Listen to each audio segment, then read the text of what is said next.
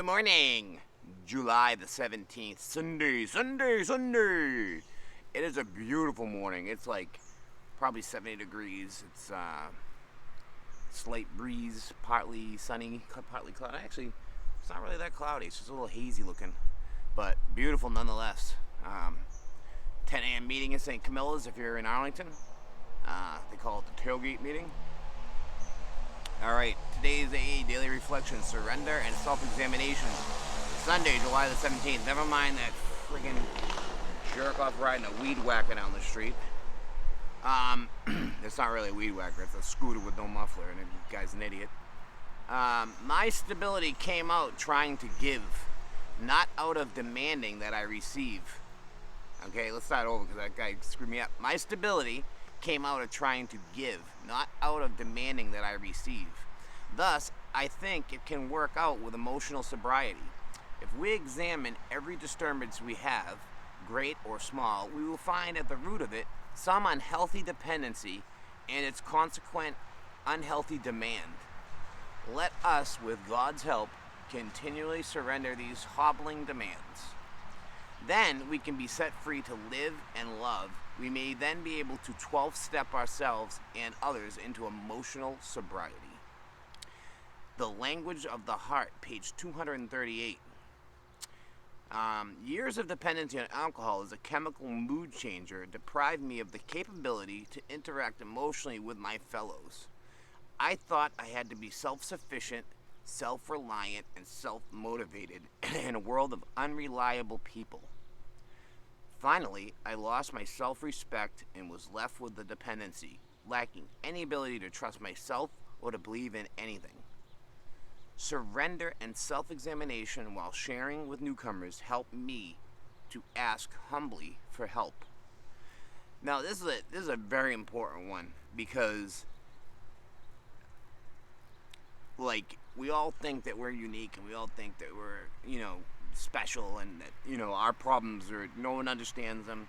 And I know now that it's not true that not everyone, but like many people have shared very similar experiences and situations as my own. So when I compare something, I'm giving my experience, and I know that a lot of people have also suffered the same kind of thing. I had a hard time interacting emotionally with fellows ever since I was young. And it wasn't even a substance issue then. It was like a people issue. It was a me issue, and the way I was treated didn't build a lot of trust with other people. So that surely didn't help my other problems when they occurred. And when I lost my self-respect and left with the dependency and lacking the ability to trust myself or believe in anything, I would freaking just lock myself away. I wasn't doing something I absolutely had to do to get money, drugs, or alcohol. I was in my room locked up like a shut-in, shut down to the world. I couldn't ask for help because I didn't think anyone would understand me. I didn't think anyone knew how to fix me because, of course, I'm broken and this is my problem and I caused it or God caused it or whoever caused it. I was blaming everybody. I didn't think to just humbly ask for help. And you'll learn that as you go through the process. Like I said, it all depends on what your bottom is, where you lose your self-esteem and self-respect, and you find yourself with nothing. That's usually when you'll start to piece it together or not. Being able to ask for help took years. It just literally took years. I didn't need anybody's help. I got here on my own. I'll get out on my own. I would die trying, or die not trying. Because either side of that coin. But I found that through AA, through my various different therapists over the years, that if I didn't humbly ask for help and be honest about what my problems are, and be honest on what was causing me, or what was not allowing me to stop my actions, whether it be drink or drug. I didn't understand how to figure that out, because a lot of times you go into the rooms And you hear a lot of people with great intentions, and you don't even really know how much of their story is like reality, or like how bad their situation got compared to your own. And we shouldn't compare that at all. But I know that you're gonna jump to that in your head. You're gonna go, oh, this people don't get it, or oh, that guy had it worse than me. You don't really know what the truth of their scenario is. You can only take it at its face value. That the person in the room is there because they're supposed to have a desire to quit, and that they know that they can't do it alone. So I had a big problem yesterday where I was really a little bit negative about some people, and I spoke to someone afterwards, and I kind of came up with this last night, that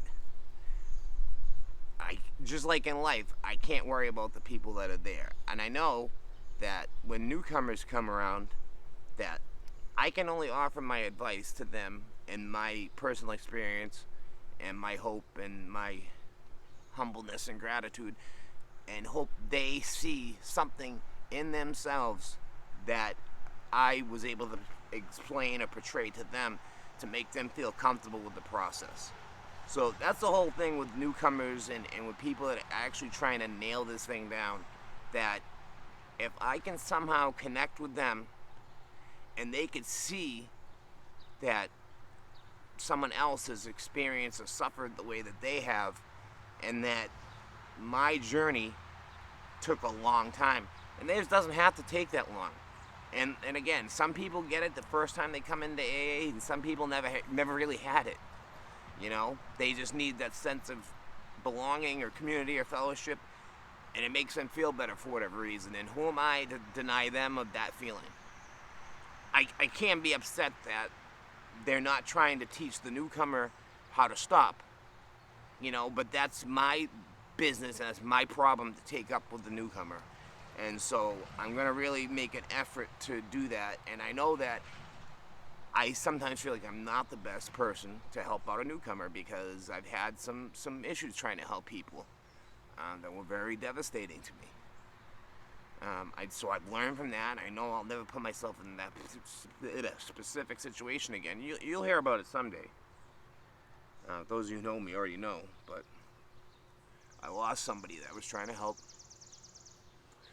and it was hard, and it really made this even more difficult for me, but we're doing it and we're getting it now, and I love you all. So if you're a newcomer to this channel or to the whole lifestyle, or you're not even into it yet, or you don't even know what's happening, if you have any questions at all about anything in your life, believe me, I can help you.